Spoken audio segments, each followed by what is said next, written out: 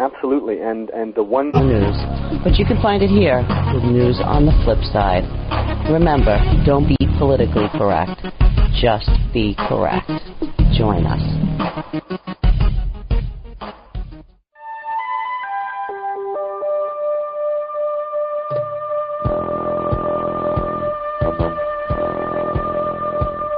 Tune in to UFO Undercover, Wednesdays at 8 p.m. Eastern, with your host, Joe Montaldo, right here on the Paranormal Radio Network.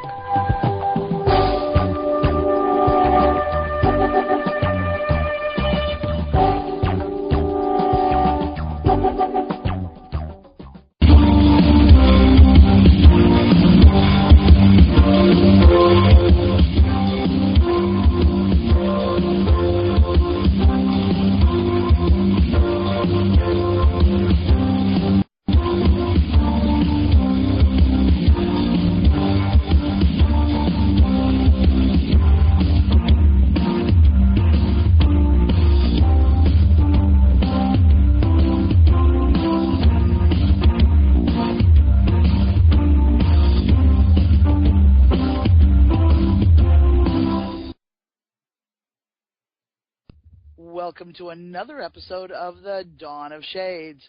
I'm your host, Gia Scott, and once again, we have another fascinating topic tonight. But before we jump off to that conversation, we do have our usual announcements to make. Like always, for tonight's show, I would love to hear from the listening audience. So please send your questions and comments to me at giascott@Exogeny Network. I promise I won't give out your full name or email, and I won't send you any spam, so don't be shy.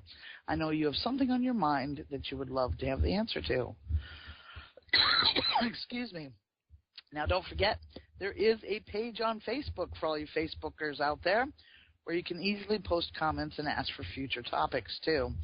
I also have an author page, which you can go and click like, showing me support for my written endeavors. And email me directly, whether it's questions for tonight's guest or about something else with the program. Send it off to giascott@exogenynetwork.com. Now, tonight we have a guest co-host joining us. So, Claudia, would you introduce yourself? Sure. My name is Claudia Delaire. I am the author of 3 nonfiction books on different aspects of ancient Egyptian magic, and also the author of a novel, a historical mystery set in ancient Egypt entitled The Wrath of Amun. Okay, now our guest tonight is another author as we continue our author conversation series.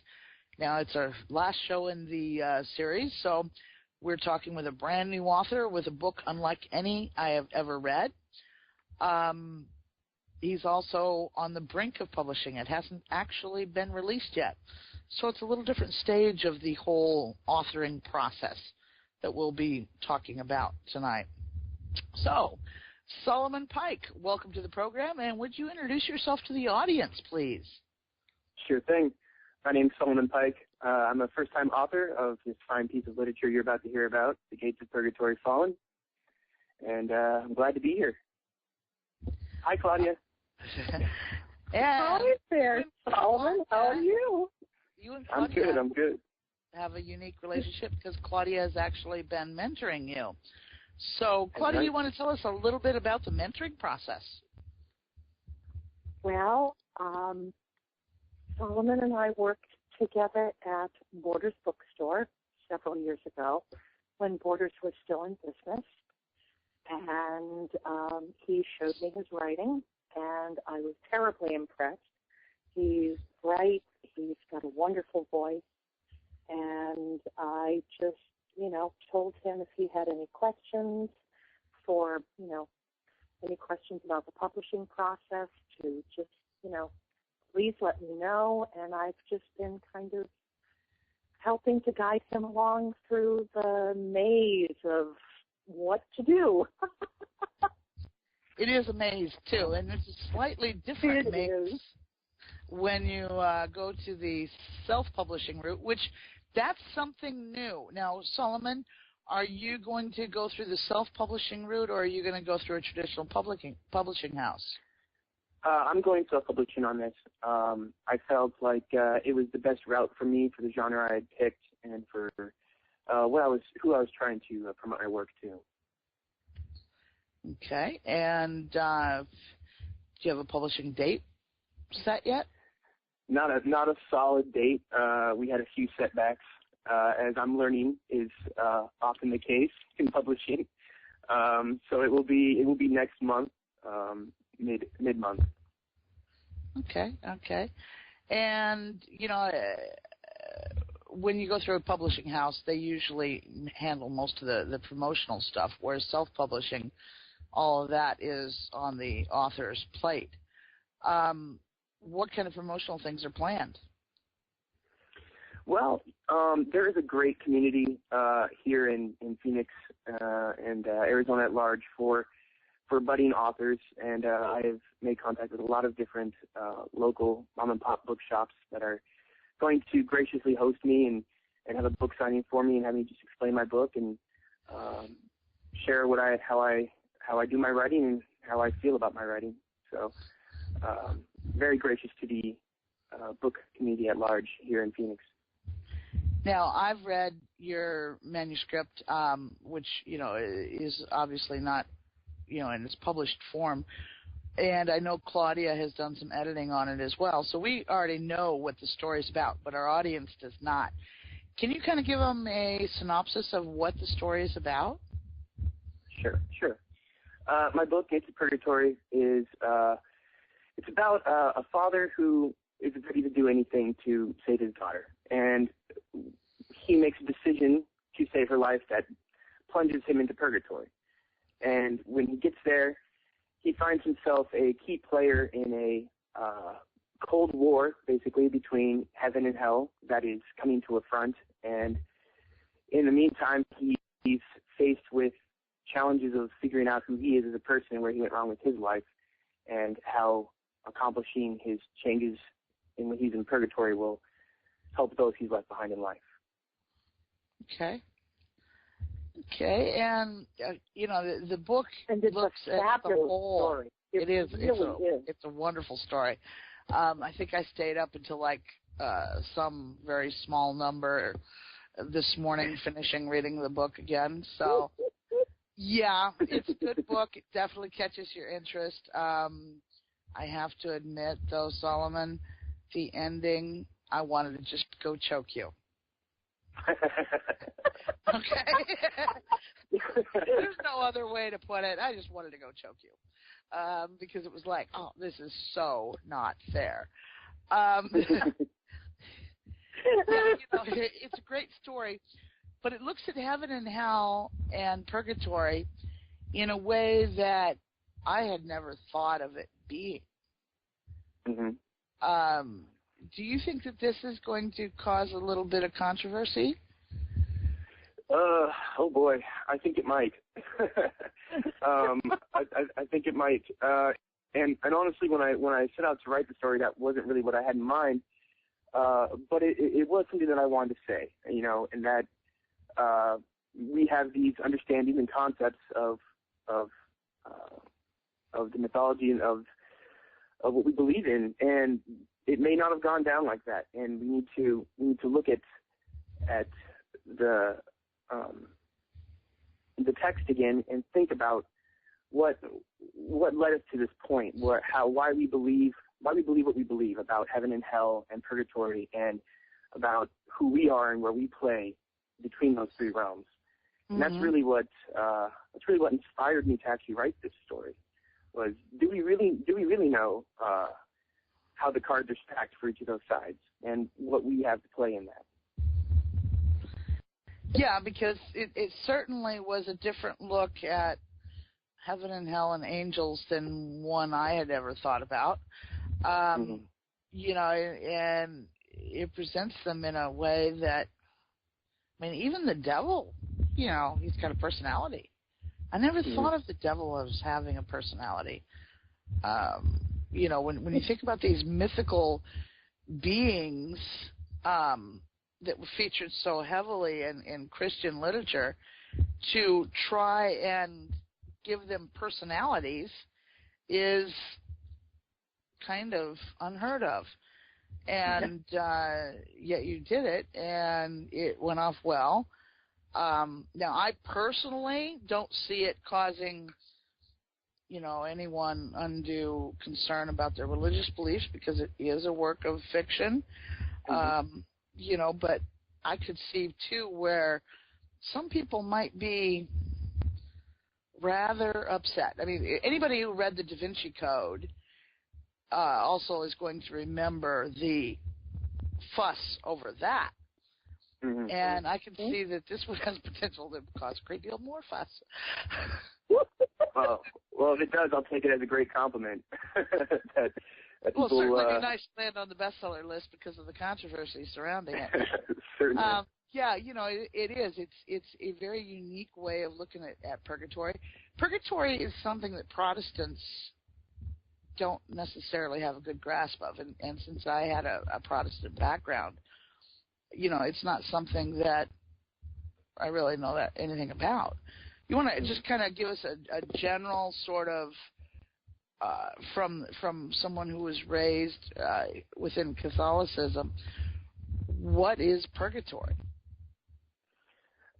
Very basically, the bare bones of purgatory is that it's a place that you go after you've passed to await your final judgment, so that you can try to make amends or learn the things that you were not able to learn while you were in life, or to make up for the things that you did wrong there. And then when the time has come that you've learned what you need to learn and grown in the way that you need to grow, then you go to your destination, whether it be heaven or hell. So purgatory is a very interesting state between heaven and hell, considering that it's not biased. No particular side has any real play in it. You're there making amends and learning what you need to learn, and there's no guarantee where you're going after that. Okay, so it's sort of like the waiting room. Exactly. Yeah, it's the waiting room. Exactly right. Yeah. Train station, something like that. Yeah. Yeah, I can see that. It's sort of a way station, you might say, as far as where you're going to ultimately end up. I read this story, and having written a novel myself, I know that they are frequently, they're born of our imaginations, but sometimes we have some rather unorthodox way of giving birth to this idea in our imagination. In my case, I sort of dreamed the story. How did this story come to you? Well, I'd always been interested in religion, both mine and the ones of the entire world. Growing up, going to Sunday school every Sunday, sure, it was boring for me because I was a kid, but it was also interesting. The stories intrigued me. The point of the stories intrigued me. What people learned and why it was all. And when I got older, I started to take more interest in world religions, and it just started to grow this base of interest that I always kept with me. And when I was a young man, I think I was 16 or 17, I got sick, and I was kind of quarantined to my room for an extended period of stay. And I had two things. I had my Xbox, and I had a pen and pad. I guess that's three things. And I chose to spend most of my time writing. And I decided to bring this story out and flesh it out. And when it got out on the page, I realized I had something I wanted to say. And I wrote it down and forgot about it and went back to being a teenager for a while. And then I came back to it and really started to get into it. Mm-hmm. And so, I don't know, I guess I find it kind of amazing that a teenager conceived of this sort of a vision of heaven and hell. I always had this great fascination with world religions, and especially the works of the Judeo-Christian myth, because that was what I was raised in. I knew it well. And I thought often on what there was after this. And I knew I wanted to write fiction. I knew I wanted to write fantasy-born fiction, and this was just a good fit for me. And when I originally started writing it, it was much different than it is now, of course. But I had the base characters. I knew that I wanted to give the angels a personality that people weren't expecting. I knew that I wanted to give the devil a chance to explain himself, and I knew that I wanted some poor folk that are just stuck in the middle, who are just like all of us. That was how I saw the best way to narrate that, because really the story, though it's about the people that are involved, it's really the people watching the actions of the gods around them and how tremendous that is for them. And that was the focus that stuck with me and that I pursued in my later life. Well, it's kind of like you blended mythology, I mean, the great epic tales of the Greek and Roman gods with Christianity and come up with something almost entirely different. Certainly a different look of heaven and hell and purgatory than anything I've ever read before. I didn't see, when I came up with this story, and still now I'm seeing this in the revelations that I have while I'm writing the story, I don't see a huge difference between the religions at their base level, that they all have a central theme of falling from grace and being provided the opportunity to rise back up. And there's a middle ground that all of these beliefs have in common, and that is that you have to struggle and you have to fail and try again to reach this grace, and that there are forces beyond our understanding that are invested in our either failure or success. And I saw that in all the religions that I looked into that I was so fascinated with, and I think that's where my fascination came from. I would read these other tomes. I would look into the pagan beliefs. I would look into the Eastern beliefs, and they all, though they were very different, they all had one thing that linked them together, and that was this struggle to rise above. And I said to myself, if that struggle is prevalent in all those religions, then they all have the same thing to say, and I can put them all in here and represent them all fairly. Not all of your characters are particularly likable. I mean, there's a character called Gus. Oh, yes, Gus. He's a real slime ball, okay? Yeah. You're not sorry to see some of the things that happen to him.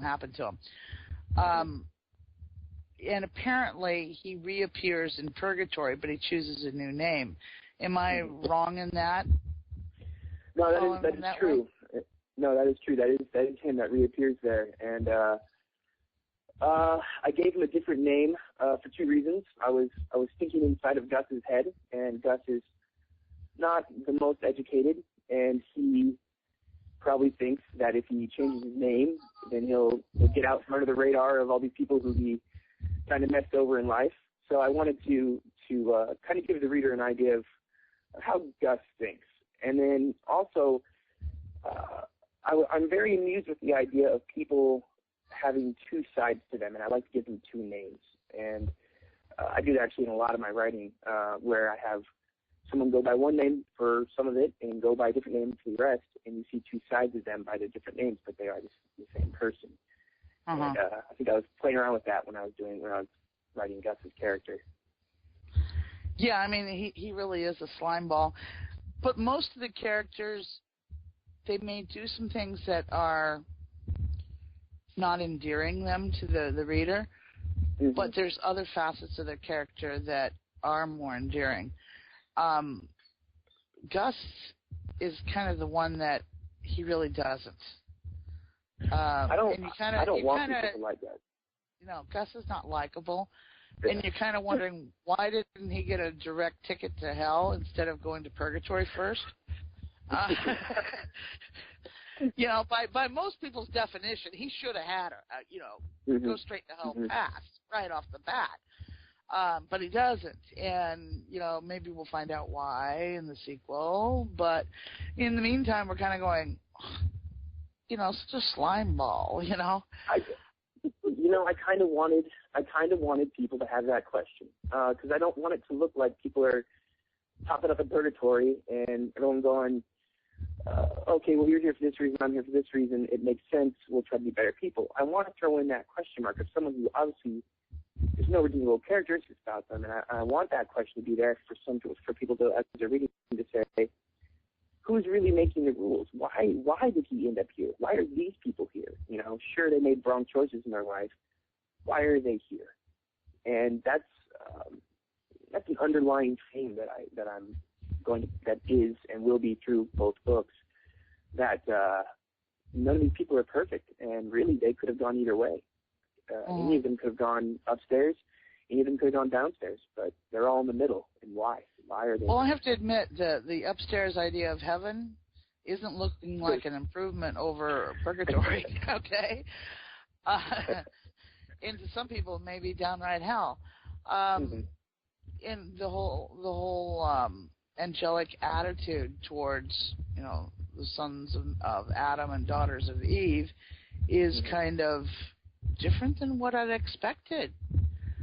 But you get an inkling that there's also two sides to that coin, that, you know, the louder voice may not be the true voice in a sense. You know, it's really a complex book. It's very enjoyable, but like I said, I still want to come, you know, just smack you with a stick over the ending. I thought it was quite clever. I don't know. I wanted to come smack you with a stick. I'm like, oh, that's so not fair. You know, it's like the worst of the serials in movie theaters or TVs, because now I have to know what the rest of the story is. Yeah. I had the same reaction when he sent it to me. I read it, and I got to the last page, and I was like, no, no. Well, I got to hook you guys somehow. Well, you know, the last few pages, the whole thing was it was filled with a lot of symbology, including the reciting of a particular passage that most people may be familiar with.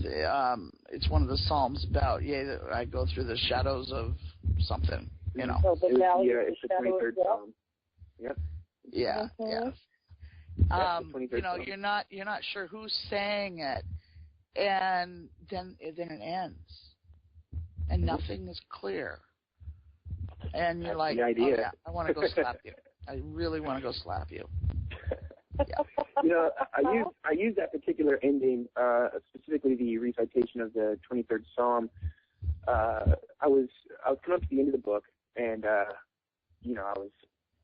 had that brain exhaustion from getting to the end of a book, and I was thinking, how do I wrap this up? How do I say very simply what this whole first book was supposed to mean? And I racked my brain, and I thought, you know, why don't I go to the scripture? You know, like this is about faith. It's about what we believe in.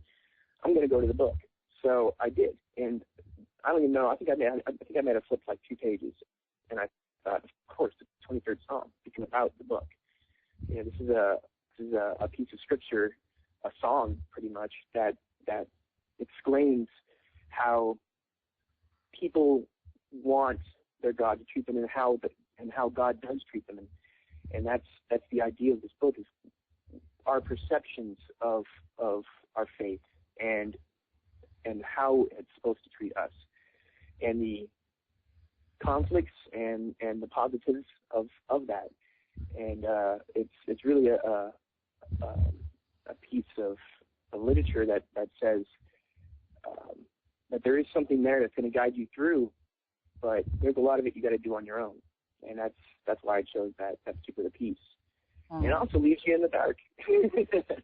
Very much in the dark, almost literally. Yeah, you know, and it raised the last 3 pages probably raised more questions than the 30 pages before that. And you're kind of like, because I don't remember anything other than a couple of brief mentions of the one character having a tattoo, which you say what it is on the very last page. But I don't know what the symbology of the tattoo is yet. you know, and you know, they see the church burning, and you know, it's like, what's going on? And yeah, definitely, I wanted to just go smack you with a big stick. Well, in answer to your question about the tattoo, I will give you a little sneak on that. In relation to the character Mary, who has the tattoo, the tattoo is a symbol of freedom from somebody in her life, and that someone is closer to her than she thinks. Is what I'll say. Mm. Oh, okay. Now, another interesting facet, okay, most of the symbology in this entire book relates to Christianity, yet one of the major characters in the book is obviously not a Christian. Mm-hmm. Was there a particular reason? Talking about Saul, huh? Talk about Saul. Yeah. You know, Saul is probably one of my favorite characters, and the reason why is because I can be really honest when I write him. He's not a part of my religion that I grew up in, and I'm able to be more honest with him because I can see him as a person when I write him, and not for the pretext of what he's grown up in, the religion he grows up in. And you know, I just felt like I needed a presence to be in the story that showed a different side of religion, that showed a uniformity in the people who believe and what they believe in, because it may be, your God may have a different name, but you, on a fundamental level, believe the same things and share the same values because of what you believe. And he's the poster boy for that. He's also just really fun to write because he's so awesome. he's just a great character. Yeah, he's a tough guy, a bad boy, and yet he seems to always be trying to do the right thing, even if it's not something he agrees with or wants to do. Mm-hmm.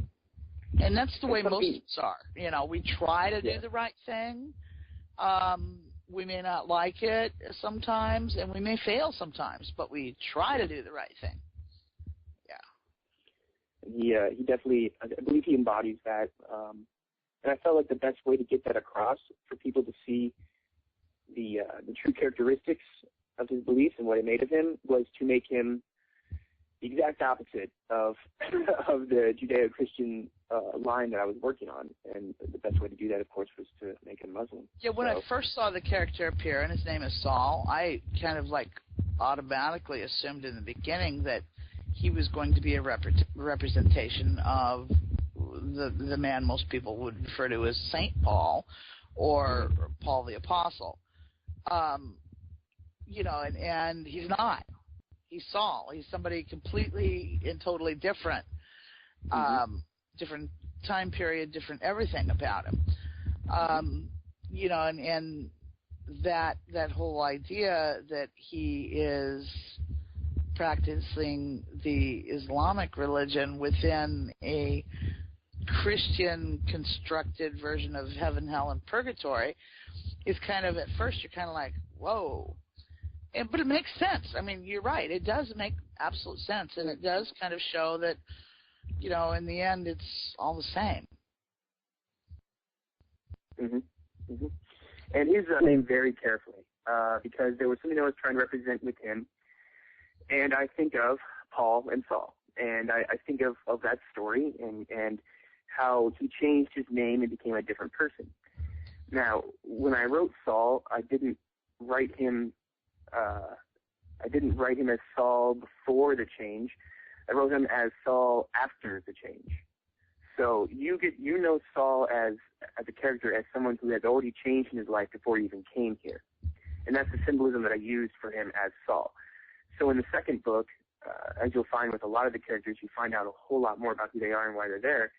You'll find out that in who he is here in purgatory is a completely different person than he was in life.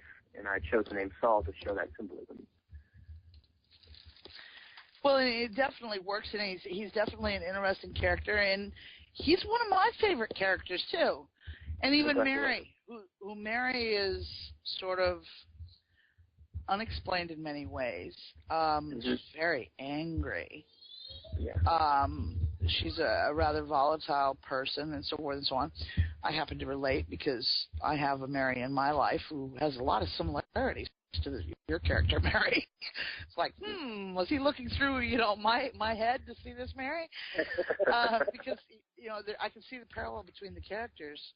A real-life person that you don't even know, and this character very easily, even including the tattoo, a different tattoo, but, so it's still symbolic tattoo.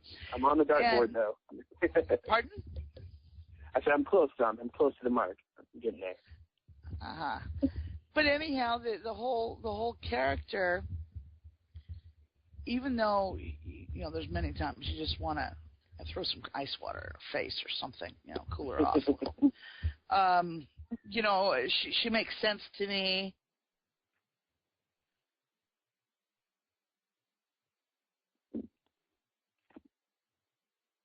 Still there? I am. I think I lost you guys for a second. Hello? Hello? Are you guys still with me? I can hear you. I don't know if they can. So, and occasionally this happens. Well, I'm blinked in and I blinked out and now blinked back in. I occasionally. There she is. If I don't say anything for a minute or two, I'll reappear as soon as I realize I'm talking to myself. Yeah, I'm really. Claudia and I will just have a conversation in the meantime. It'll be fine. Well, it adds a little interest to the whole idea when your host can suddenly be thrown into an alternate reality. Yeah. Into radio purgatory. I find the story, and then the moving buildings. Yeah, that's my favorite. That's surreal. Really, in many, many ways, it's so surreal. And it definitely illustrates the fact that purgatory is a very strange place. It doesn't make sense to us, and it really doesn't. And, obviously it wouldn't make sense to anybody to suddenly find themselves there. And then Jericho, your main character, your focus point, the character that's with us from beginning to end. I found his name was interesting. Everything about Jericho is interesting. But he did start off as sort of a flat character without dimension. But you always had the feeling it was as though he had ironed himself into that, if that makes any sense. But he does develop a lot more, and you see a lot more of who Jericho is after he loses his memory of his entire life. If that makes any sense. Yeah. That was really what I was going for. To wipe away the pretenses of character and let the reader see who someone really is based on their actions, not on learned traits. That's what I was trying to go for. Yeah, and it's for anybody who likes a thriller, this is a book to look forward to its release, because it is completely unlike anything I have ever read. It's got so much going on. It describes a world completely unlike anything that most of us have experienced, at least while sane and not under the influence of large amounts of drugs being administered by IV. Now, I'll admit, in the hospital, I've had some really strange hallucinations, okay? But it never included moving buildings or, your demon character that goes around collecting souls for the devil. She's something. Bathsheba is something else. Ooh. She's the stuff of nightmares. Okay. I love Bathsheba. I'd give her a hug if I ever actually met her. Oh, no. I would have screaming heebie-jeebies just like everybody else does. Yeah. My legs would turn to noodles and have no more bones. She's horrific. I mean, she really is horrific. And you describe her so vividly. I mean, she's really, really horrible. Yes. But yet at the same time, she has a personality. She's more than a mindlessly evil entity. Mm-hmm. You know, if that makes any sense. I wanted to, with Bathsheba, I wanted a set in stone villain, because even the villains up to that point, you could understand where they came from.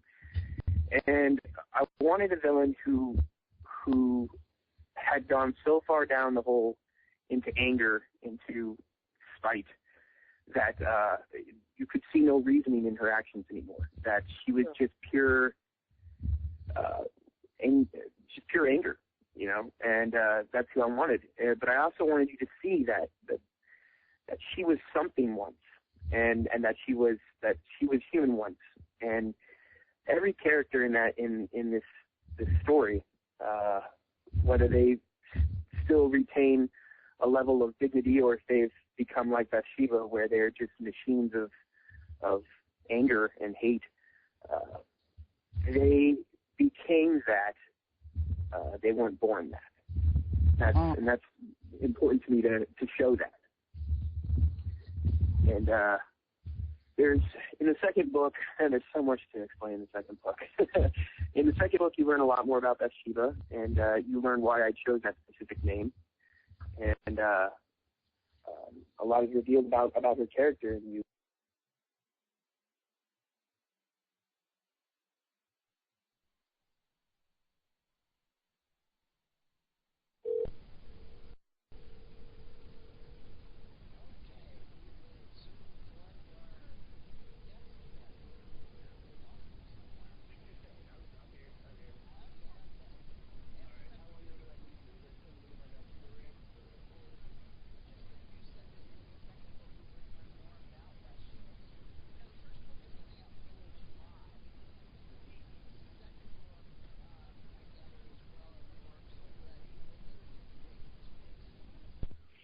It'll probably be about a year before we see that one, probably.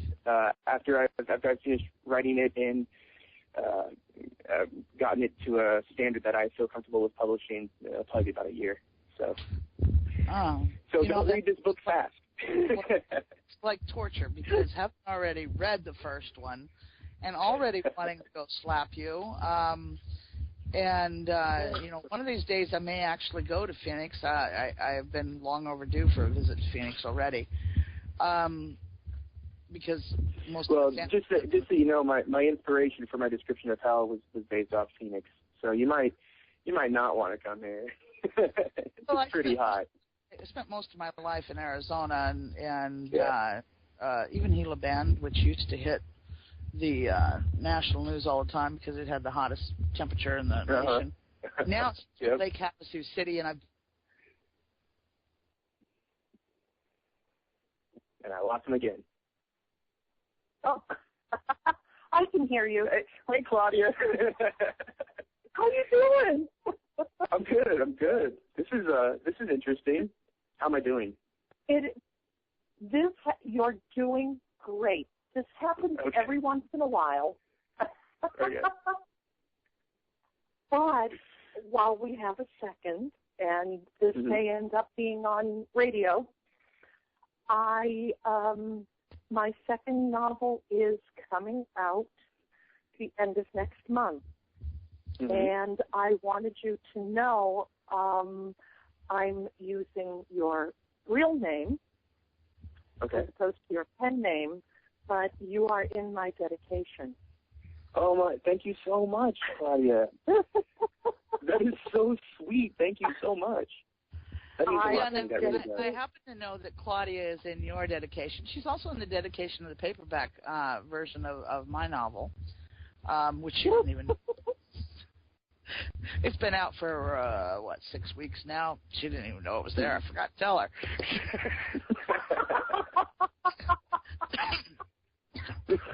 Well, the two young men that I've been mentoring were very instrumental with book 2. Mm-hmm. So I dedicated it to both of them because they have inspired me and motivated me to actually be a better writer. So I thought this would be the perfect way to thank them. And I wanted to let Solomon know, so... Well, you know, I have learned... Anytime you help somebody else learn something or teach somebody else something, you actually develop a better grasp of it yourself. The student gives back to the teacher as much, if not more, than what the teacher gives to the student. And that makes, you know, teaching somebody else, you know, pretty special in a way.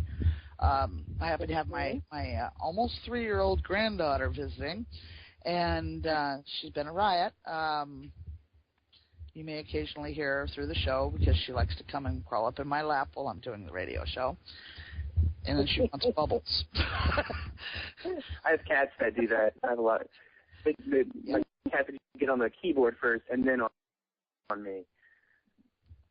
Yeah, cats are good for keyboards. She has learned to leave the keyboard, but when I was trying to get emails sent off and things done, you know, in preparation for the show, I have to admit, she wanted to help.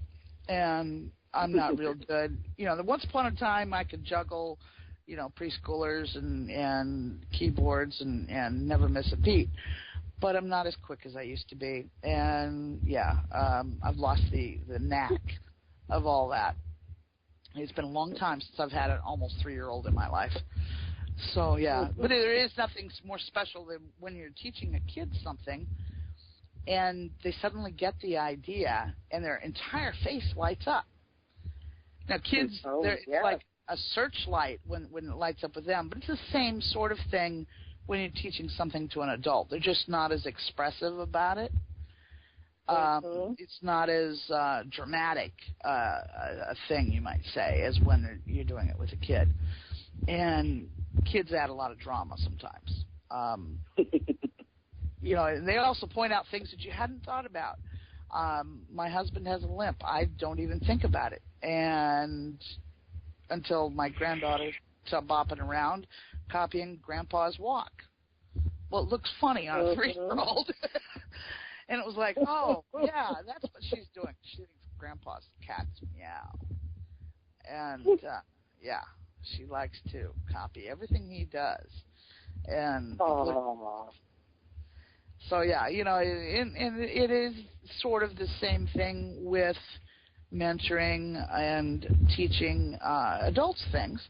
It's just, you know, like I said, it lacks the high drama that, you know, young children bring into things.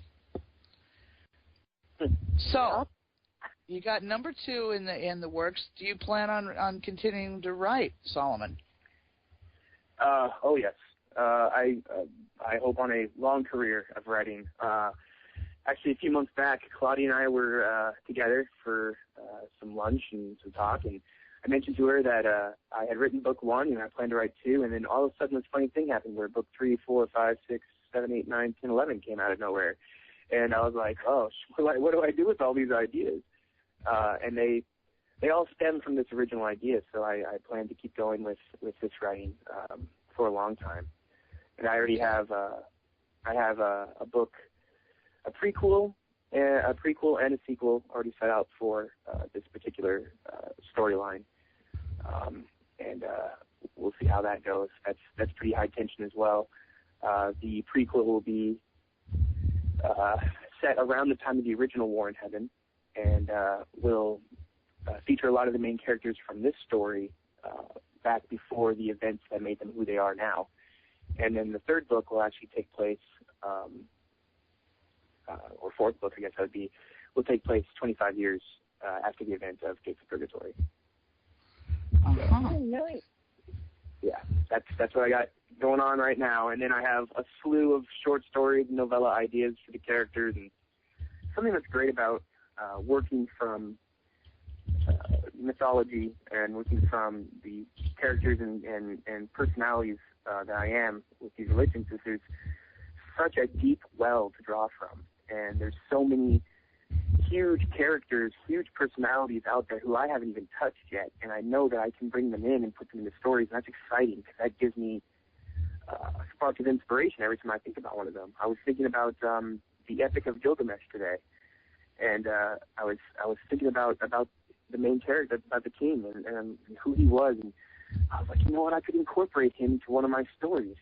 And then the other side of my brain said, well, how are you going to do that? And and now I've got a story, and that's just, I love it. I love writing in this genre. I love writing these people.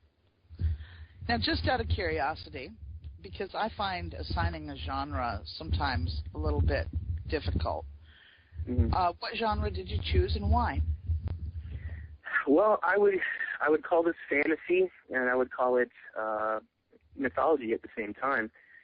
And I chose this genre of writing because the characters that are in mythology and in fantasy are such grandiose characters, people that are godlike and yet also very relatable. And I found that intriguing to talk about gods and yet to investigate the human side of them, and to talk about humans, people.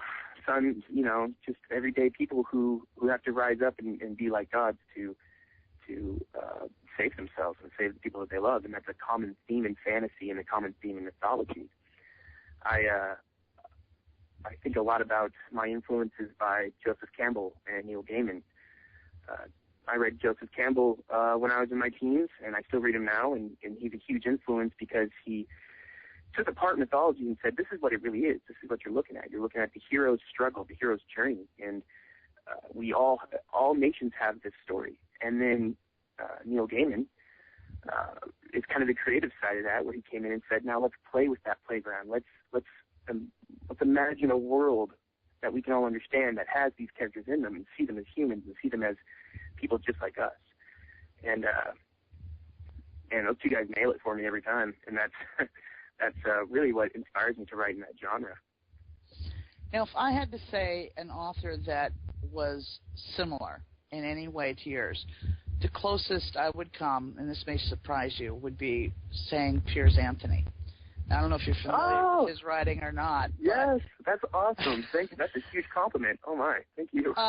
Yeah, I could see where, you're like a young Piers Anthony because of this complex yet parallel sort of reality. And, his stories often feature that same sort of theme.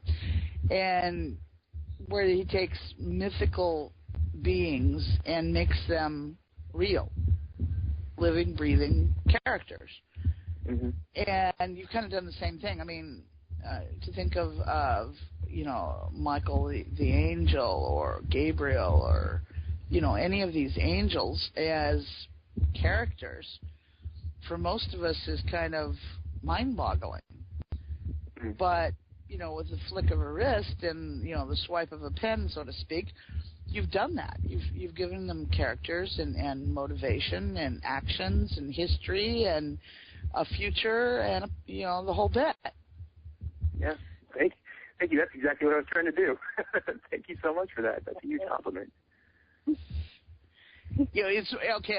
I'll say Piers Anthony I regard as light and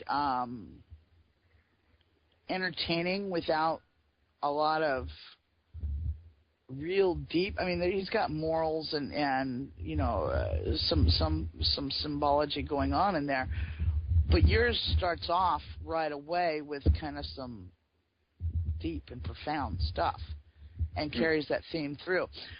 But it could be the difference in the worlds that you've chosen to set your characters to.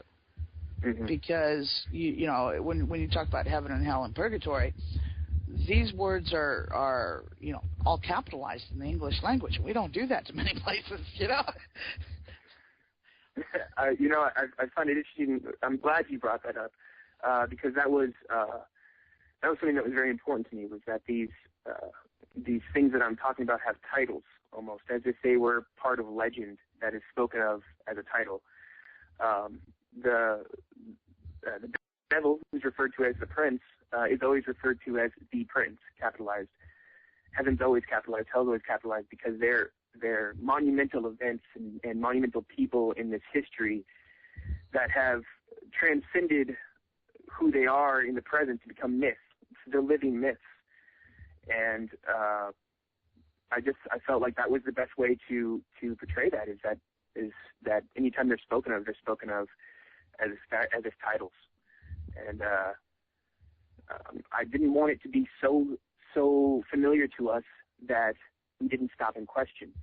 I want people to read those things when they're talking about the sister cities, and when they're talking about the Midlands, and when they're talking about the rebellion, and all these things are happening. I want people to go, why is he capitalizing that all the time? Because I want people to realize that it's something that has been chiseled into the memories and the social zeitgeist of this culture as a monumental people. Well, hang on to those monumental thoughts, because, folks, it is time for us to take a break. So, while we're away from your computer, don't move a muscle. We'll be back with more conversation with Solomon Pike.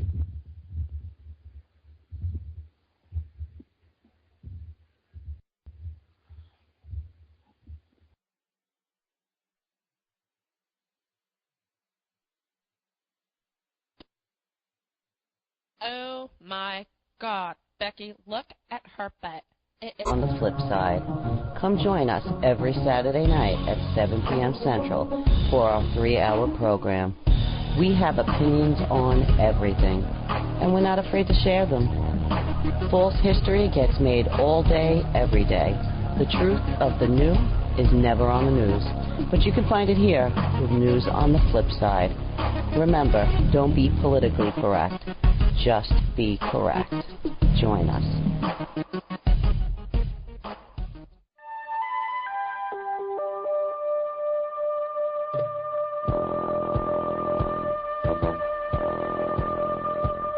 Tune in to UFO Undercover, Wednesdays at 8 p.m. Eastern, with your host, Joe Montaldo, right here on the Paranormal Radio Network.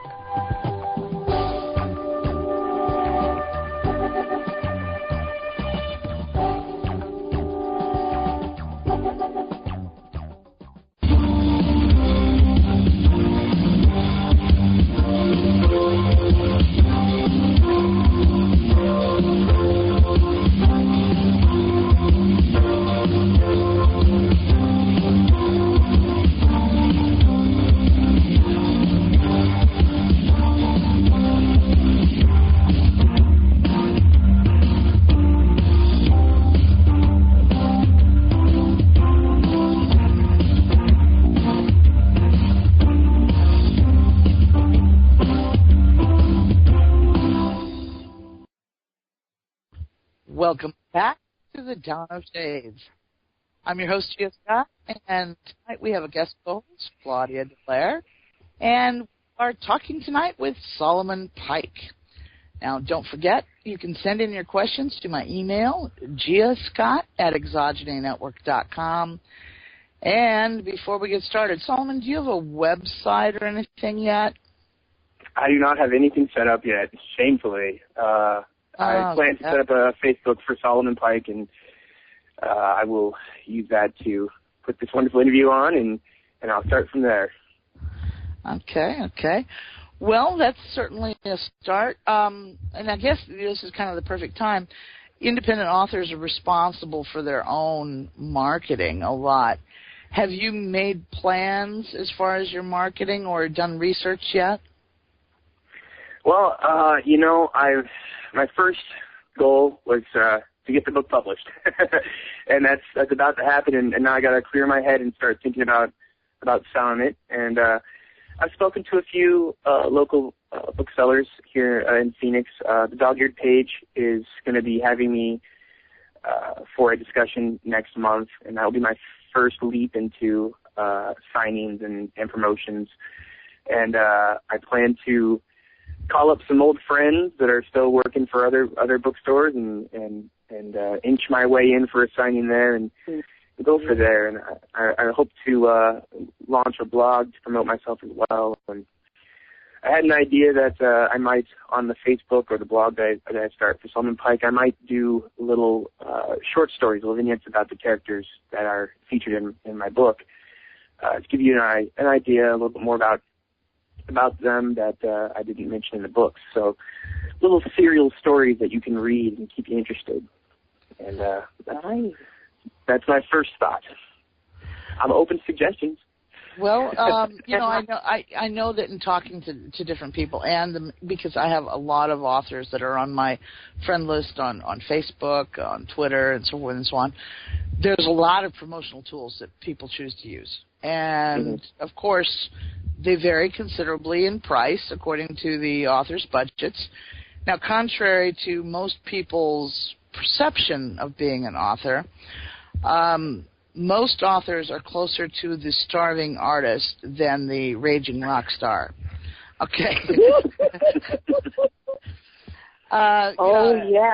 I don't know any rich authors. I know more rich authors, more rich businessmen and women, more rich doctors, but rich authors are pretty much like hen's teeth. You just don't see it. So wait, I'm not going to get rich off this? No, you won't. In fact, most authors have what's commonly known as a day job. It takes quite a while before an author usually gets to the point where their writing is their sole support. And it takes a number of books being, under their belt, so to speak, because whether the audience is aware of it or not, royalties continue on your books. You may have 15 books released or one, but for a considerable amount of time, you're going to continue collecting royalties on these books.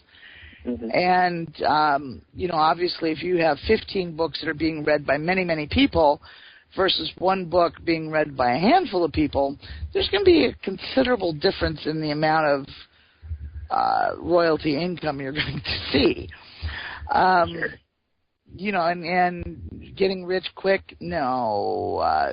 You can find books about getting rich quick by writing books, but it's usually because you're writing books about getting rich quick about writing books rather than writing books to tell a story. But there are a number of things that are available to help people decide. A lot of them are available on Kindle. I've read a number of them. I'll see if I can pull up some of the titles that I have used. Let's see. There's Building Your Book for Kindle, The Easy Guide to Publishing on Amazon's Kindle, How to Publish on Amazon's Kindle. There's a long list of them, and anytime you go to the Amazon Kindle books, then you can see the formats, as well as for other platforms, because Kindle is not the only platform. It's the only one I'm currently published on, simply because that was the choice I made. Because it was just simple. I happen to like Kindle. I think it's probably the one that is going to outlive other formats. I've tried, because I use an e-reader on my laptop, I've tried the other applications. If I don't like to read a book on them, I'm assuming that other people kind of react the same way. I find them awkward, like the Nook for PC and the Kobo for PC. I don't care for them for whatever reason. To try and remember why right now is kind of hard. But I did like the Kindle one, and I also like the Kindle, when you have it in your hand. That's what the e-reader that I'm going to choose to use. I've also used Kindle on my smartphone.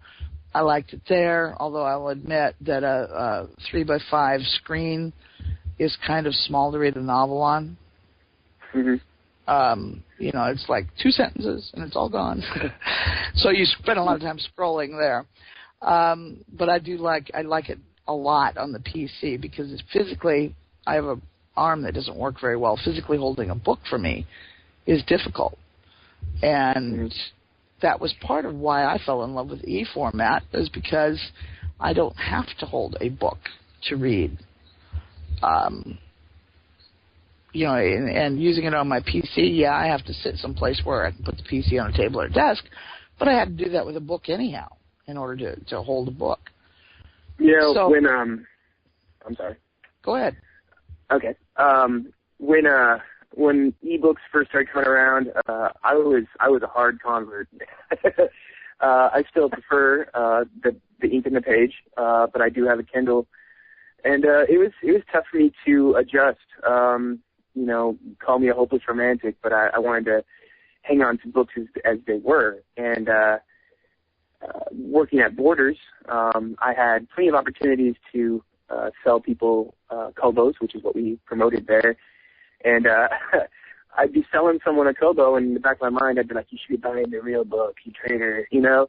But as I got used to ebooks, I saw the opportunity there, and I saw the opportunity that it opened up to a lot of writers. It has challenged traditional, conventional publishing. It has gone to these publishing houses and said, "We can all do it now," you know. And sure, there'll still be some examples of bad self-publishing, but I believe that ebooks and e-readers have given a lot of authors who have a lot of important, valuable things to say a second chance. And I believe the proof is in the pudding, in that there are many books out there now that are self-published that are solid works of art and really, really good writing. I just read a book by a man named Lance Carbuncle. And Lance Carbuncle does all his books self-publishing, and he publishes them all on e-readers primarily. The book I read, I'm going to try and get through this. The book I read was called Squash, Smashed, Mangled, Fizzed, and something else. It's a huge title, and it is a fantastic book. And I remember reading the book and thinking, you know, it'd be a shame if this guy got turned down by the traditional publishing houses. And I thought, if e-readers hadn't come around and really given us the opportunity to expand our abilities as writers to promote ourselves, then I might not have been able to read his work. By the way, I highly recommend him to anybody who's looking for some proof that there are good self-published authors out there. He will blow your mind. I have read a number of good self-published authors. We've featured a number of good authors on this series too. You know, there are examples of really bad ones out there. But for those of people who are shopping and looking for a good book, usually if you look at the reviews, now that's not true if it's a recently released book, because it takes time to accumulate reviews. But if you look at the reviews of the book, you're generally going to get an idea whether or not this is an example of what not to do as an author. And I have in my library several examples of books that are my poster children for Thou Shalt Not. Okay, they're really awful. Everybody needs to know a little about Thou Shalt Not, because there are some really, really awful ones out there. I think as time goes on, we're going to see less of the awful, because I'll admit there's awful out there. There's some prolific awfuls out there, as a matter of fact. Because I am a diehard cook, I have read a lot of cookbooks in the e-format. I have also encountered some of the really awful there. You know, and when Claudia, when you talk about authenticity and stuff, you know, especially if you're writing a ethnic or regional cookbook, you better have authentic stuff, because sooner or later somebody's going to read that cookbook that is familiar with, and if it's not actually authentic, they are not going to be happy campers. In the case of mine, it was a Cajun cookbook. It had recipes for things like stroganoff and Swedish meatballs. Okay, not to say that Cajuns don't cook those things. But you call that Cajun infusion? Just if you add cayenne pepper to something, that doesn't make it Cajun. And cayenne pepper isn't in all Cajun foods anyhow. I spent a number of years working for a Cajun and learning about, because I fell in love, so it was like I wanted to know everything I could. So getting a hold of everything I could, dissecting every dish I could to figure out how is it made, what's the recipe, what's the technique. Am I a Cajun cook? No, but I can cook some Cajun food. Not all of it, some of it. Yeah. And I can tell when something's not Cajun. And just in case you're curious, stroganoff and Swedish meatballs are not Cajun. Are not Cajun. A key word there should be stroganoff being a Russian word and Swedish being Swedish, Yeah. Anyhow, it was like, oh, my goodness, I couldn't believe this. And, so, you do get some awful. And I've read a couple of awful novels, none as awful as some of the nonfiction awful, but nonfiction awful seems to be where it appears a lot. But I think more and more we're going to see where it's sort of self-policed. People that can't write a coherent piece of work, whether they're telling you how to trim your toenails or how to build, the newest free energy machine, if they're not telling you the story and they're not being truthful and whatnot, if they're not doing a good job, they're just not. They're going to be gradually weeded out. They're going to fall by the wayside. Well, I think when self-publishing first, got its legs, so to speak, there were so many people out there who thought, I can be the next Stephen King. I can be the next Edgar Allan Poe. I have a book inside of me. And a lot of people do. And I think that's fabulous. But not all people are authors. And to be an author, as you both well know, takes a lot of time and work and effort. It's not something that you just sit down at a typewriter and type up this, fully formed book in, 5 days and, I'm going to get it published. It doesn't work that way. No, it's a labor. It takes time. Yes. A long time. I think about it. When I wrote my novel, I'll admit, I wrote the initial story in about 4 to 6 months. It went really, really quick. And that was partly because this was the period immediately after the injury that left me with my arm not working. I used it as pain management. When I couldn't sleep or, I couldn't stand it, I would write because I could lose myself in the story. And, that disconnect sort of made it easier to deal with the pain. Anybody who deals with chronic pain knows you got to have a disconnect, all right? You got to figure out something to just get away from it because there's no other escape. And so, okay, now I have the initial story done, but it was far from finished because I wrote it in such a weird manner. It then had to be assembled like a jigsaw.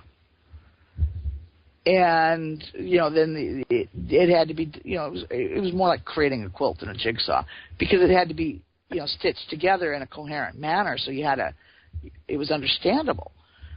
And, then there was the editing. I spent a year in that process. Me initially. Too. Yep. And, I had several friends edit it and whatnot. And everybody was real positive about it, and then it just sat on the hard drive. Just sat there. I thought about sending it out, but I was like, And,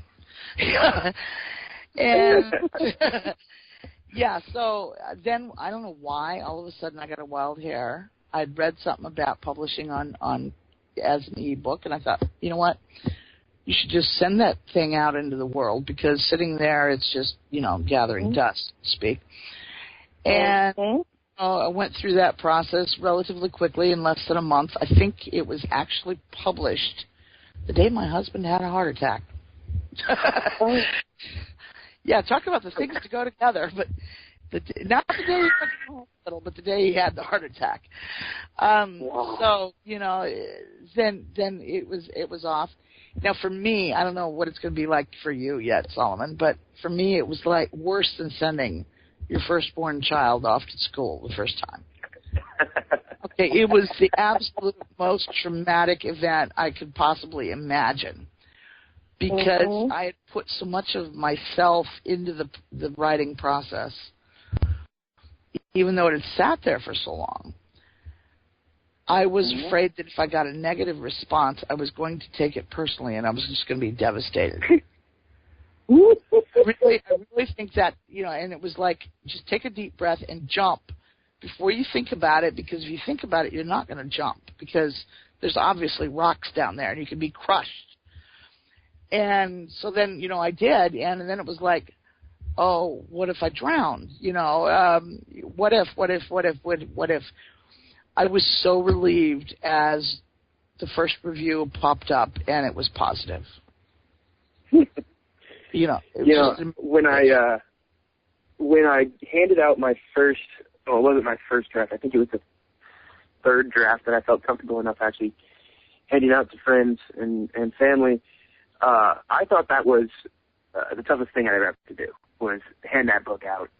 And thankfully I had mountains of support from my family, from my beautiful wife, Emily, who has always been very supportive of me. I've always had a lot of positive influence on my writing. But I was handing it out to coworkers and friends. And, I'm very thankful that I had some wonderful friends and coworkers at Borders who were reading the manuscript for me, and my good friend Michael Bemis, and, of course, Claudia, who read the book for me, and those were a couple of terrifying weeks. I'll tell you what. While I was waiting to hear back, it was pins and needles every day.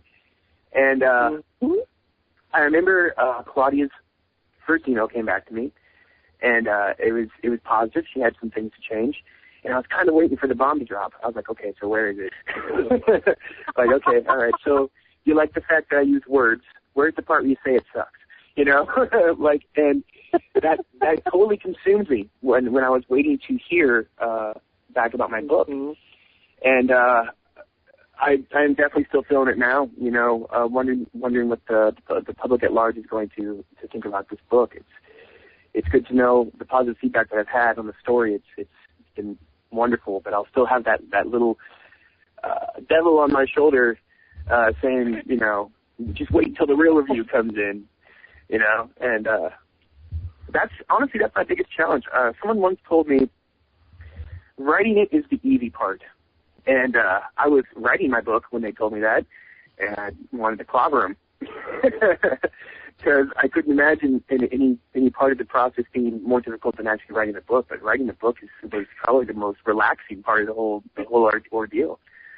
I would say the toughest part, the long-term toughest. I mean, granted, there's that emotional turmoil of sending your firstborn book off into the world, but that trauma is relatively short-lived. I mean, you're going to get your reviews, and they're going to be good, bad, or indifferent, whatever they are, and you're going to live. But the big, long-haul endurance race has got to be the self-promotion. For most of us, that is so difficult because we're told from the time we're small children that bragging is bad. Well, guess what self-promotion is? I'm already having so much trouble with that. And see, that for me is the hardest part. And now I have my new book should be out the end of next month. That's the scheduled release date. And this will be my 5th book. And I still shudder when I contacted a friend of mine recently who I worked with at an independent bookseller years ago. She's still working at a bookstore, and she has set up a book signing for me at the end of July. And I still shudder at this because it doesn't get any easier. I'm much more confident about what I'm going to say to people, but it's still, oh my God, they're judging my book. And it's still traumatic. Well, actually, the idea of the book signing, okay, because I thought about it. I've decided that I wasn't going to do any book signing events. Partly because of talking to established authors, because they're like, look, you have to travel there, you spend all day, you have to have lunch out, you have to smile all day, and at the end of the day, you've sold 4 books. Okay, the payoff for the amount of time and effort and trauma invested is not very good. They said you're much better off with your online promotions, with social media, and a new thing that's I'm seeing now is the book trailer, which is usually a short video that promotes. It's an advertisement for your book, and I gather they're posted on your website and YouTube. I'm not sure how this works or how well it works or who you even go to. I do have some people that have done it, so I know that I can inquire and find out.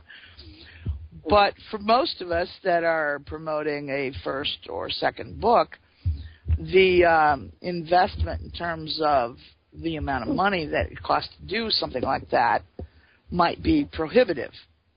I don't know. I've not really checked it out. But that is something new.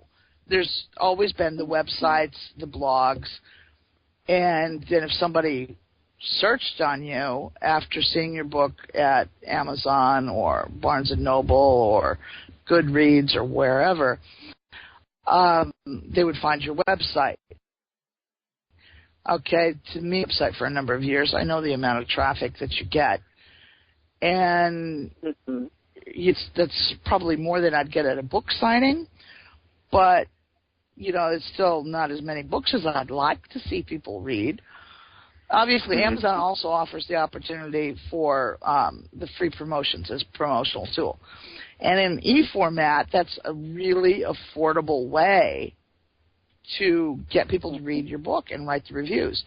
A lot of readers don't understand how critically important those reviews are. It's not to stroke our ego, but for the independent author, those reviews are worth more than gold.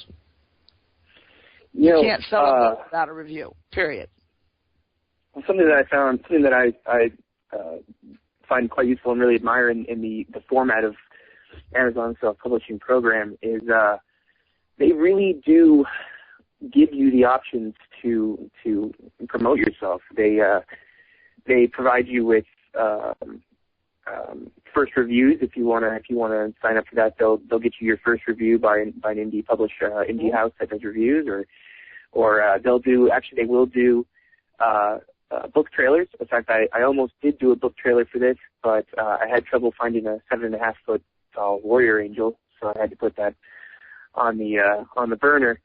But they provide so many options for you, and also Goodreads is also a fantastic way that I've found and will probably take a lot of time at is Goodreads, because they have so many communities there that will help you promote your book, that will say, we're going to check your book out, check our book out too. And it's I think that community of self-publishing people, I think that's what's really going to have a huge impact on keeping us strong and getting our works out there.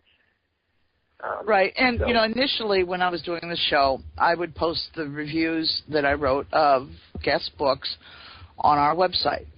Well, I guess it's about 18 months ago we started having trouble with our website, and to make a long story short, we ended up moving it 3 times, something like that. We now have a new provider entirely, and it's in the process of being rebuilt.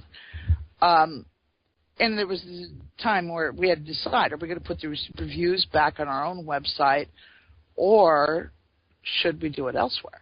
And, having a different perspective as an author versus just someone who writes the reviews, I said, you know what? It really doesn't do these authors any good to have them on our website, because compared to the number of people who are looking for books, not as many of them are going to be on our website as there are going to be elsewhere. Mm-hmm. But at the same time, there is a physical limit to how many places I have time to post a review on. And I said, okay, I'm going to do it on Amazon, and I'm going to do it on one independent sort of site. And I looked at several different ones, and I decided on Goodreads. So I've placed my bet, that's the one I think is going to do authors the most good. I figured it was the one that would do me the most good. So I did choose. I now only post on Amazon and Goodreads. It's not that I dislike Barnes & Noble. It's just that if I'm shopping for a book, I'm going to go to Amazon. So, and I already was reviewing books for Amazon, so it was logical. I was used to their page, what it looked like, how to write it, and so forth and so on. So I would just stick with that particular place. And so that's where I decided that they were going to go. And do I think I've made the right choice? Yeah. I'm only maybe 3 weeks into, having publicly said, okay, this is it. This is how I'm doing it. But so far I'm really happy with the choice. It's made things much easier for me. It's much easier to post them. It's quick and easy, and I can write the review and I'm done. However, I can't write the review before the book's published. So, Solomon, I'm waiting. All right. It's coming. Now, as an offer to another independent author, if you would like me to write the review before you actually publish it so that you can use it in conjunction with your own materials, I would be happy to do so and send it to you. So just let me know which way you want it to go, and I will get it off to you. Thank you. And then there's Twitter, and there's all sorts of other social media. And, before long, you soon realize that social media can consume your life, and the only social that you have left is social media. I used to try and really keep up, and I discovered that it was really kind of counterproductive, because you can't write about a life that you don't have time to have anymore. So now I admit I do have a Facebook page, a personal one. I have an author page, and I have a group for the radio show. And that's the Facebook part. I have a Google Plus account on Google Plus, but I do log into it at least every week. I like the idea of Google Plus. However, there is still a time issue, and whatnot, so I can't do everything. I have a Twitter account. I do blog, not as much as I used to, mostly because I don't have the same kind of time and energy, I guess. But I still get on there at least once a week, and I maintain 4 different blogs, which makes it a little bit more complicated, because I ultimately decided that I needed to split some of the interests apart. It just made sense to do so. Now, do you find that writing the blogs is that a very helpful tool for your promotion of your work? I mean, do you feel like a lot of your work gets seen through your blogs? It's kind of early for me to say A or nay on it. I know that I have a small but steady readership on the blogs, and that it tends to be topic specific. Certain people read the cooking one, which is Gulf Coast Foods. Others read my general blog. Some may read the camping and outdoor one.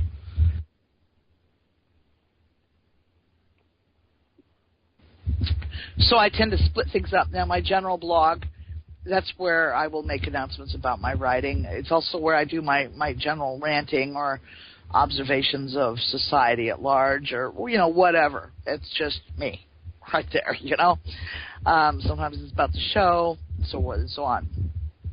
So it's literally a general blog. And then the more topic-specific things, I split off into 2 topic-oriented blogs, whereas I just have the one general one. I just don't talk about camping or emergency preparedness or outdoors activities on my general blog, and I don't talk about cooking much there either. Or I don't talk about bicycling, whatever. Because, and then I have 5 that I still keep up. Although the bicycling blog's been on the back burner for a while. Because I also do one, we bought an old house last year. And we're currently making jokes about we now live in Green Acres because we're having electrical problems. Yeah, there's a total of 7. And you know when you're old when you can know what I'm referring to. But, yeah, it does a total more than 7. Things like we have to turn off the air conditioner and run the oven. Obviously, I don't cook much. Don't turn on the overhead light over the stove unless you turn off the air conditioner. Don't run the washing machine at the same time the air conditioner is running. Yeah. We have a definite division of life. So with the beginning of summer in Mississippi, there's a lot of things that are not happening because the air conditioner is going to run. Mm-hmm. Now, Josh, I have, I have another suggestion for Solomon that he might want to try. I have recently joined a writers group, and I have found a lot of great feedback from them, but I also stumbled into this. The woman who is the person who is our chair of the writers group is also involved in a group at one of the local libraries called A Book in the Hand. And she has asked me to do A Book in the Hand on July 8th, where I will be talking about my novels, and I will be the featured author that evening. And, this is a program that they have once a month at this particular library, and you might want to either see if there's a writers group. I know you work, so, it's going to be difficult to fit the time in, or check with the local libraries and see if they have literary events. And that might be another good outlet for you. Yeah, I certainly looked into writing groups. I still do in my area. There's one. I'm gonna do a little selfless plug here. Dog-Eared Pages in Phoenix does a writing group called Friday Night Writes. They're a great bookstore, great people, and they have a great program there. And I will be going to a Friday Night Writes next month in July to do a class. I'm going to be teaching characters in geography, how location changes people. And it's a great program because it allows you to come in and teach and to discuss with other writers, and it also gives you a chance to hawk your book. So I'll be doing that next month. So anyone who's listening to the Phoenix area, go check out Dog-Eared Pages on Fridays. They got a great program there. You can come watch me choke in front of a lot of people next month. My seminar. And so, there's a lot of great programs here. I'll guarantee one thing. Next week, when you're talking to those people, there will not be as many people there as are listening to you tonight. Oh, no. And you will not choke. You will do just fine. If you can talk to this group tonight, international group, mind you. Now, they all are expecting English because I always do the program in English. I'm only fluent in English and redneck, so, that's sort of our language restrictions as far as the program goes. And, so it is an international group. It will be heard around the world, literally, and available in podcast. So your reach tonight is going to be far more people have been listening to you than will be there on Friday. And, it'll be a piece of cake. Having done public speaking as well as the radio program, I can honestly say public speaking for me is easier. And it may sound a little strange because most people are just terrified of public speaking. But as long as I didn't have to talk about me personally, it was a piece of cake for me. And that's because, you're telling a story. I come from a long tradition of storytelling. That oral history and all that, it was drummed into me from the time I was a little bitty girl. And so storytelling comes naturally to me. As I tell people, I descend from a long line of horse traders, used car dealers, politicians, and teachers.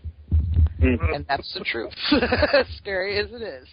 So, telling a story comes pretty natural to me. I don't need the Blarney Stone, and that's a useful thing. But it's essentially you're telling a story in a different way. And with a live audience, you have immediate feedback, whether or not you're reaching them, or if you need to shift your perspective somehow. And when I first switched to radio, this feedback on your radio programs is much slower. It's not immediate. You get very little immediate feedback. And so it is a little bit tougher in a lot of ways. The format that we use for this program makes it kind of easy for me because it's as though the audience is being allowed to eavesdrop on a private conversation. So I don't have to think about it. Yeah. It's a good way to look at it. But it is. You'll do fine at that. Now, I know there's also online writers groups. I don't happen to belong to any. I don't belong to any writers groups at all. It's something that I probably should change. But I know a number of our authors came to me by way of another author friend that I have, and she posted a little blurb that I was looking for authors to appear, and gave my email to the people that were interested, and so I did have a number of requests. I didn't have everybody that put in a request appear for a variety of reasons, but the ones that I chose I felt were of interest to the audience, even though some of them were writing in genres that I don't normally read, like young readers or young adults or new adults. Those aren't usually genres that I'm going to be in. But I found the stories very enjoyable, and when you think about it, Harry Potter was wildly popular, adults and kids alike. And it was written for preteens, I think was the age group it was originally written for. And yet, adults devoured the novels. So the great thing about Harry Potter was it grew with its readership. When you were I read Harry Potter, the first Harry Potter, when I was young, and as the books progressed, its readers got older and the situations got older. So I think that Harry Potter was definitely a great champion of the young readers as far as young reader books, as far as drawing in older audiences, because older audiences were seeing that people were growing up with this series and still loving it. And I can't say enough good things about J.K. Rowling. She blows me away. She's a very talented writer. A very talented writer, and there again, she's not the starving artist type. She's an exception to the rule. But she started off as definitely the starving artist type. So the rags to riches tale is one that is just as endearing to authors as it is to anyone else. Because, it'd be nice to see our books made into movies and, to rake in book sales. Another nice thing about J.K. Rowling is, according to what I've read about her, she has made a number of charitable donations. Enough charitable donations that she took herself off the, richest people in the world list. Wow. So, there's... Well, I don't think I'll be buying any mansions with my book earnings, but... Well, never... You never know. Once upon a time, I said... You never know. To New Orleans. It was on the wrong side of the big river. I have lived on the wrong side of the big river for over a decade. So, never say never. I never planned on leaving Arizona. And then all of a sudden, one day, I up and packed up and was gone. So, never say never. I never say when pigs fly, because you might get an opportunity to see pigs fly. Exactly. Yeah, so life brings unexpected twists and turns in the path we think we're going to take. Mm-hmm. Which is something that novels definitely illustrate, because I don't think that between the three of us, you could say that any of the characters in our fictional worlds have done what they planned to, anticipated to, etc. They've all done things that were not on their agenda necessarily. Mm-hmm. That's true. I would say that is Mary's biggest complaint in my novel, is that this is not what she was planning for. I think they're all like that, Saul, Mary. Certainly the character of Judas. Hope I didn't just give that away, but I think Judas is an interesting character. He's got a lot more depth than he's often given in traditional literature. Mm-hmm. He's more than just a reviled traitor character. Mm-hmm. And, he's a pretty likable guy too. Mm-hmm. I like Judas a lot because he has this past and he owns it, but he still tries to be better than it. He doesn't dwell on it necessarily as much as he tries to be continually making up for it, making amends, to try to be what he should be. And he's a very pure character. His speech patterns even almost show that. He's very to the point, very clear and pure in what he says, because that's who he's trying to be. And that's I think he's a great representation of all the characters as a whole. Honestly, I think he's a good example of a narrator for the story, because he shows the width of what we can be. He has been the worst, and he has the opportunity to be the best of himself in this situation he's in, and it reflects on all the other characters and their choices. So honestly, I think, and really the demands he places on the other characters. Yeah. That they need to rise above their own past. Mm-hmm. So they're not defined by their previous actions. Yeah, he doesn't. It's interesting because in his job in purgatory is kind of just to be there and watch things happen that he has no control over, and yet he makes the very dangerous, very uncertain choices to interact and to make choices, which is a touch on the concept of free will, which is also spoken of in the book. That yes, he's here in purgatory, and he's the shamed one, he's the punished one, and yet he makes these choices to be something else, despite the events that might unfold because of it, and he inspires these lost souls to do the same for themselves. So I definitely see him as a narrator almost for the story. Yeah, he's an interesting character, a very likable character, a little frightening too. Not as frightening as Bathsheba, but a little frightening. There's this element of controlled anger, I guess you might say, and the possibility of loss of control that kind of periodically, makes its way to the surface. And so there's this little tinge of fear, and you never feel as though it is unwarranted to be a little bit afraid of his character, because his character is passionate. Yep. And that passion is sometimes a little volatile, you might say. Whereas Bathsheba, where she's violent, she somehow lacks passion at the same time.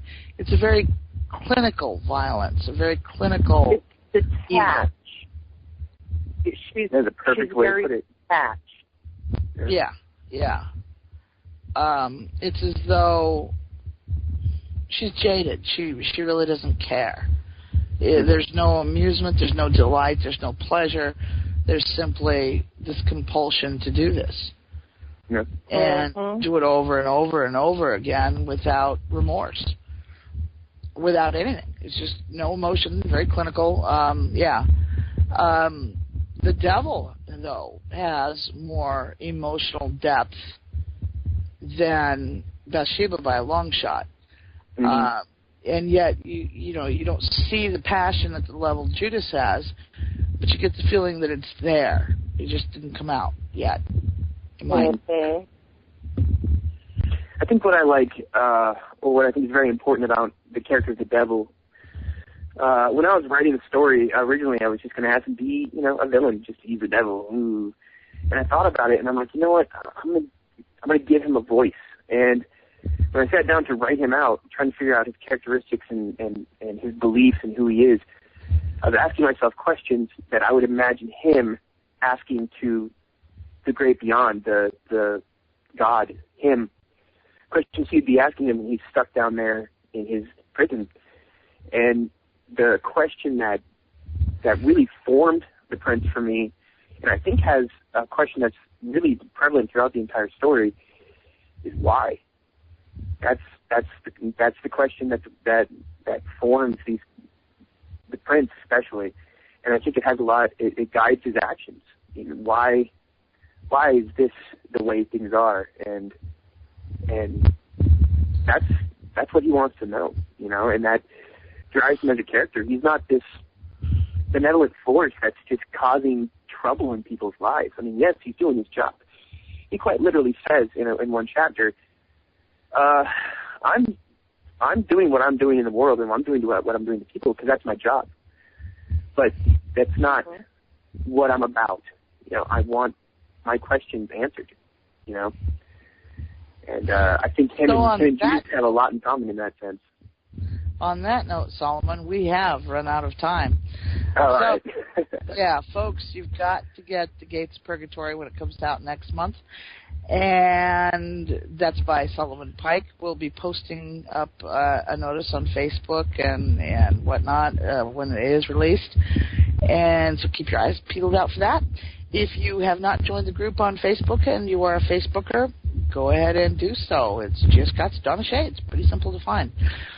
And with that, I hope that tonight's program has given everyone plenty of food for thought, as well as more illumination for your personal journey towards truth. Tune in again next time as we bring another guest, another topic, and a whole new idea, as we do each and every week. Tonight was the last program in the Authors Conversation series. You've been listening to the Dawn of Shades, and I'm your host, Gia Scott, and good night.